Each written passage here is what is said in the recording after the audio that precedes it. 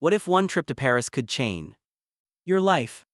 Forever at just 18 years old, I stepped into the unknown ready for an unforgettable school exchange program. Paris promised excitement, culture, and maybe a few challenges along the way, but the last thing I expected was that my roommate would become the biggest twist in my story. His name, Lucas. At first, he was just the quiet guy I was sharing a room with, but one night, while I was fast asleep, he did something I never imagined. That moment sparked a journey filled with tension, connection, and emotions I couldn't ignore. Want to know what happened? Stay tuned as I take you through every detail of this roller coaster in the city of love. Don't forget to hit that subscribe button, like this video, and turn on notifications so you never miss a single moment of this story or the next one.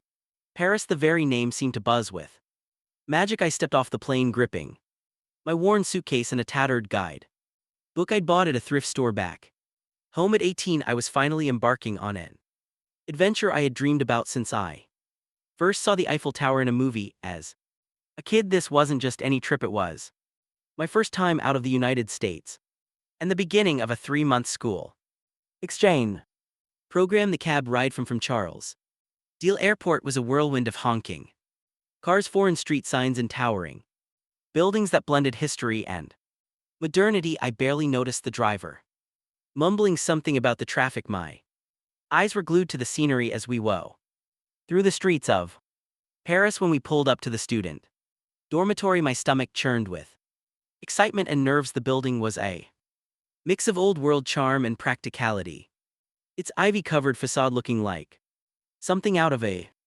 postcard. Inside, students bustled about, speaking in a symphony of accents. Room 14B, the receptionist said, handing me a key. You'll be sharing with Lucas Parker. He arrived yesterday. I nodded, muttering a quick thanks before dragging my suitcase toward the elevator. The thought of having a roommate was both exciting and nerve-wracking. What if we didn't get along? What if he was messy or loud? When I opened the door to 14B, I found Dylan sitting at the small desk by the window. He looked up, startled by my entrance. He had sandy blonde hair that curled slightly at the edges and piercing blue eyes framed by glasses that made him look more like a college professor than a fellow high school student. Hey, he said, standing awkwardly.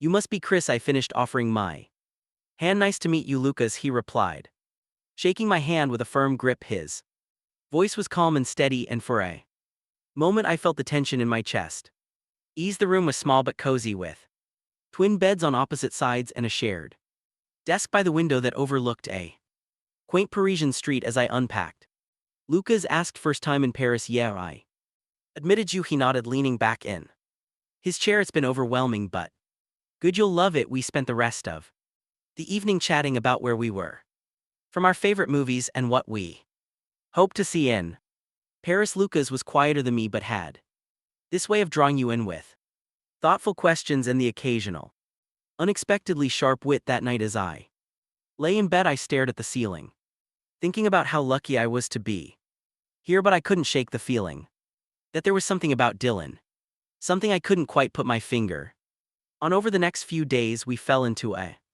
comfortable rhythm. We explored the city together, visited museums, and even got lost trying to find a cafe a local had recommended. Every time Lucas smiled at me, I felt a strange warmth in my chest. I chalked it up to gratitude. He was making this trip so much easier for me. But one evening, everything changed. It was late, and I'd fallen asleep reading on my bed. The room was dim, with only the soft glow of Dylan's desk lamp illuminating the space.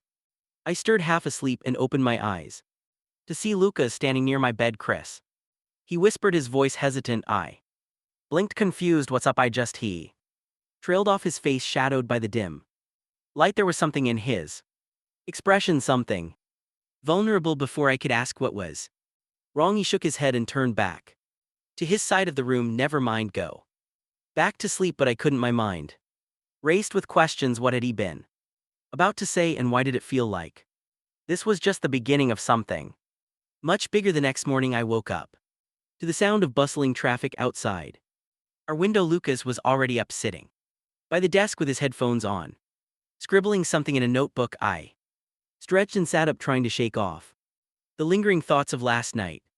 Morning, I said, my voice still groggy. Lucas looked up, smiled briefly, and nodded. Morning, it was clear he wasn't ready to talk about whatever had happened. I decided not to push even. Though my curiosity gnawed at me, instead I focused on getting ready for another day. In Paris, we had planned to visit the Louvre that day, and as we stood in line outside the iconic glass pyramid, the awkwardness between us began to dissipate. Lucas seemed more at ease in the crowd, pointing out random facts about the architecture and cracking jokes about the sheer number of tourists trying to take selfies inside the Louvre. Was everything I had imagined and more. We wandered through the mosaic halls, stopping to admire famous paintings and sculptures. Lucas seemed particularly captivated by a small, lesser-known piece of marble statue of two figures locked in a tender embrace. Beautiful, isn't it? He said softly, almost to himself. Yeah, I replied, though I couldn't help but notice how his gaze lingered not on the art but on me. As the day wore on, I started to feel the subtle shift in our dynamic. Dylan's usual reserved demeanor seemed to falter at times, his glances lasting a little too long, his laughter a bit too soft. I couldn't tell if I was imagining things or if something had truly changed between us that evening. Back at the dorm, the air between us felt charged. We ordered takeout from a small bistro down the street and ate in companionable silence, the dim light from the desk lamp casting shadows across the room. Lucas began breaking the silence. This trip, it's been different from what I expected. How so? I asked, setting down my fork. I thought I'd feel out of place, but being here with you, it's been easier. His words caught me off guard. I feel the same way, I admitted, my chest tightening. It's nice having someone to share this with. Lucas nodded, his expression unreadable. Yeah, it is. The moment hung between us heavy and unspoken. I wanted to say something too, ask him what was going on, but the words wouldn't come. Later that night, as we settled into our beds, the room was eerily quiet. I stared at the ceiling, replaying the day in my mind. Just as I was about to drift off, Dylan's voice broke the silence. Chris, yeah, I replied, my heart skipping a beat. Have you ever felt like you didn't know how to say something important? His question hung in the air, the weight of it pressing down on me. Yeah, I said. Finally, I think everyone feels that way. Sometimes. He didn't respond right away, and I wondered if he'd fallen asleep, but then in a voice barely a whisper, he said, sometimes I think about what it would be like to be honest. I turned my head toward him, but his face was hidden in the shadows. Honest about what? I asked, my voice steady despite the fluttering in my chest. But Lucas didn't answer. Instead, he rolled over his back to me. Good night, Chris, he murmured. Good night, I said, though sleep was the last thing on my mind. As I lay there staring into the darkness, one thought kept echoing in my mind. What was Lucas trying to say, and why did I feel like I already knew the answer? The following days in Paris felt like a dream. Lucas and I fell into an easy rhythm. Mornings spent at cafe, sipping strong coffee. Afternoons exploring the city's winding streets, and evenings walking along the Azes as the city sparkled in the distance. Yet, despite the light-hearted moments, I couldn't shake the feeling that something was left unsaid between us. One afternoon, we visited Montmartre, the vibrant neighborhood famous for its art and bohemian spirit. The cobblestone streets were lined with painters, musicians, and tourists, all adding to the energy of the place. Lucas seemed more relaxed than I'd ever seen him, smiling easily as he admired the art displayed in the square. Do you ever feel like some places just fit you? He asked as we paused in front of a painter working on a portrait. I nodded. Yeah, like you were always meant to be there. Lucas glanced at me, his eyes soft but searching. That's how I feel here, like I can be someone I've always wanted to be. His words lingered, but before I could respond, he turned back to the painter, his expression unreadable. That evening, we returned to our room, both tired from the day's adventures. Lucas seemed quieter than usual, lost in his thoughts. As I flipped through photos on my phone, he suddenly spoke. Chris, do you ever think about what people expect of you? The question caught me off guard. I guess Sometimes I said, setting my phone down. Why he hesitated, running a hand through his hair. It's just I feel like I've spent so much time trying to be what people expect, but here with you it feels different, like I don't have to pretend. His honesty hit me like a wave. I wasn't sure how to respond, so I simply said, you don't have to pretend with me, Lucas. For a moment he looked at me as if he wanted to say something more. Instead he nodded and muttered thanks, Chris, before heading to his bed. Later that night, as the city quieted outside our window, I woke to the sound of soft footsteps blinking. I turned my head to see Lucas standing near my bed, his face illuminated by the moonlight streaming through the curtains. Lucas, I asked, my voice thick with sleep. He froze, caught off guard. Sorry, he whispered. I didn't mean to wake you. What's wrong? I asked. Sitting up, he hesitated, his hands clenched at his sides. I wanted to say something, but I'm scared it'll change everything. My heart raced. You can tell me, I said softly. Dylan's eyes searched mine, and for a moment the world seemed to hold its breath. Then, in a voice barely above a whisper, he said, I think I like you, Chris, more than just a friend. His words hung in the air, heavy and fragile. I stared at him, my mind spinning. Part of me had suspected it, but hearing him say it out loud was something else entirely. I don't know what to do with this, he continued, his voice breaking, but I couldn't keep it to myself anymore. For a moment I couldn't speak. My heart was pounding, my chest tight with emotion. Finally I managed to say, Lucas, I don't know what to say, but I'm glad you told me. His shoulders sagged with relief, and he gave me a small tentative smile. Thanks for not freaking out, I laughed softly, the tension breaking just a little. I'm not freaking out, I'm just processing. Lucas nodded, stepping back toward his bed. Take all the time you need, I just needed you to know. As he lay down, turning his back to me, I stared at the ceiling, my thoughts swirling. Lucas liked me, and deep down I realized that maybe I felt the same way.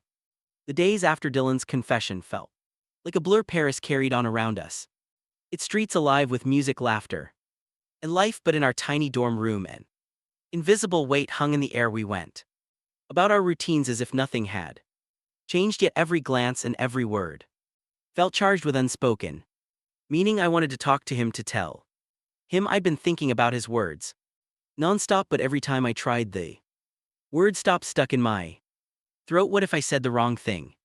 What if admitting how I felt ruined everything? A week later the tension came to a head. We had planned a trip to the Palace of Versailles, and while the grandeur of the palace and its endless garden should have been enough to distract us, the silence between Dylan and me was deafening. As we wandered through the hall of mirrors, surrounded by tourists snapping photos, Dylan stopped abruptly and turned to face me. Chris, we need to talk. My stomach dropped. Yeah, okay, he gestured to a quieter corner of the hall away from the crowds. Once we were alone, he took a deep breath. I'm sorry if what I said the other night made things weird. I couldn't keep it to myself anymore. I looked down at the polished floor, my reflection distorted in the warped glass.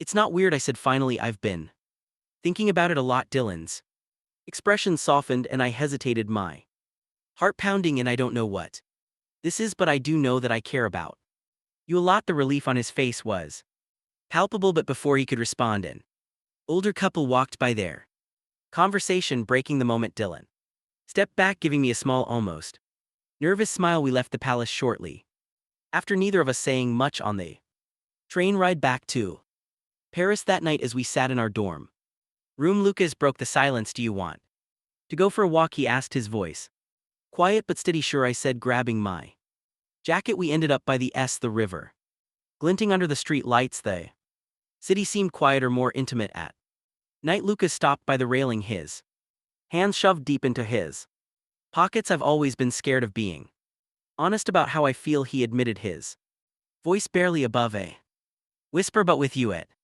felt safe. I stepped closer, the cool night air biting at my skin. It is safe, I said. I'm still figuring this out, Dylan, but I want to figure it out with you.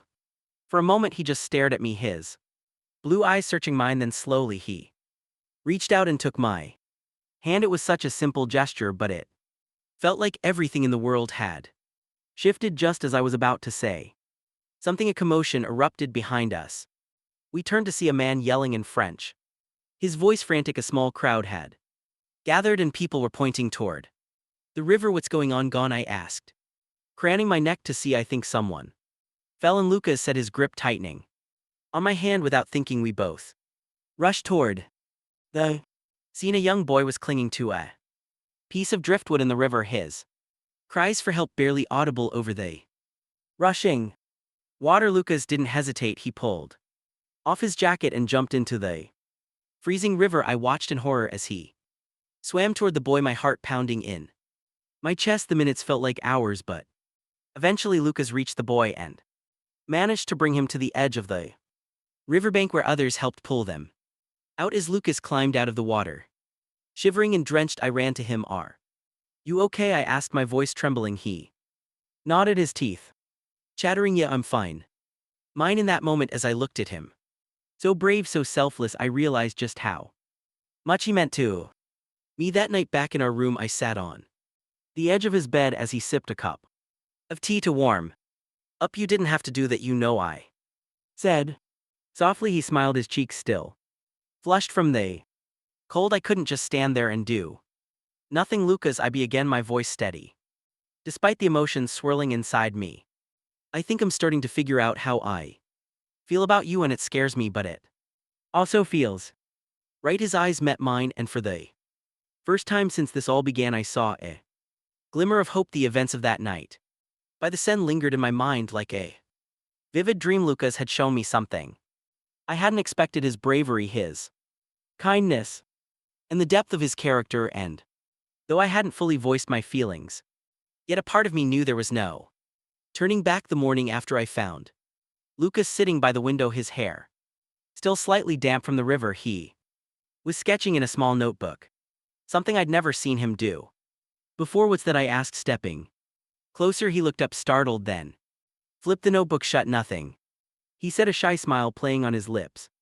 I tilted my head. You're drawing, aren't you? Let me see. He hesitated for a moment before handing it to me. Inside were sketches of Paris, the river, the Eiffel Tower, and even the little cafe we frequented. But what stopped me in my tracks was a drawing of me sitting at that very cafe laughing at something I couldn't remember. You drew this? I asked, my voice barely above a whisper. He nodded, his cheeks flushing. It's nothing really, just something I do to relax. It's incredible, I said, tracing the lines of the drawing with my finger. You're really talented, Lucas. He shrugged, clearly uncomfortable with the praise. Thanks. I handed the notebook back to him, but the image stayed with me all day. There was something deeply personal about the way he'd captured me, and it only made my feelings for him grow stronger. That evening, we decided to take it easy and cook dinner in the shared dorm kitchen. It was a rare treat to have a quiet evening in just the two of us as we chopped vegetables and argued over the right way to sauté onions. The tension between us seemed to melt away. I didn't know you could cook, Lucas said, watching me carefully as I flipped a pan of pasta. Just a little, I admitted. My mom taught me before I left. She said I'd starve otherwise. Lucas laughed, the sound warm and genuine. You're full of surprises, Chris. So are you, I countered, meeting his gaze. For a moment we just stood there, the air between us charged with something unspoken. Then almost imperceptibly, Lucas leaned closer. Chris, he said softly, his voice steady but tinged with vulnerability. I don't want to scare you, but I can't keep pretending this is just a friendship. Not after everything. I swallowed hard, my heart pounding. You're not scaring me, I said. I'm just trying to figure out how to say what I feel. Then don't say it, he said, his eyes never leaving mine. Show me. Without thinking, I closed the gap between us, my lips brushing against his in a kiss that felt both terrifying and exhilarating. It wasn't perfect. Our noses bumped awkwardly and I almost dropped the pan, but it was real. When we finally pulled apart, Dylan looked at me with a mixture of surprise and relief. I wasn't expecting that, he admitted, his cheeks flushed. Neither was I said, laughing nervously, but I'm glad it happened. We spent the rest of the evening talking our walls finally down. Lucas told me about how hard it had been to keep his feelings hidden and how Paris had given him the courage to be Honest, I shared my own fears and uncertainties, and for the first time I felt truly understood as the night wore on. I realized something else. I wasn't just falling for Lucas, I already had the last weeks of our exchange passed in a blur, each day bringing Lucas and me closer. Together, Paris wasn't just the city of lights anymore, it became our city, the backdrop to a love we hadn't expected, but couldn't ignore. One evening, as we stood on the pond art bridge watching the glimmer under the golden light, Dylan turned to me. Chris, he said, his voice steady, this has been the best chapter of my life and I don't want it to end. I smiled, my chest tight with emotion. It doesn't have to, I said in that moment, surrounded by the beauty of Paris and the warmth of Dylan's presence. I realized something simple but profound. Love doesn't always follow the path you expect, but when it finds you, it's worth everything. Have you ever experienced a connection that changed your life forever? Share your story in the comments below, and don't forget to like, subscribe, and turn on notifications for more emotional journeys like this one.